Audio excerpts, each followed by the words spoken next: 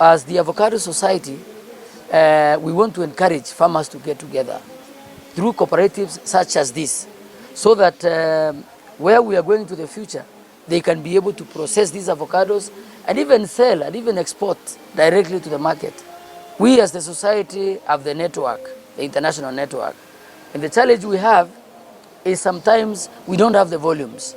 But we know when people get together, when farmers get together, they can aggregate the produce.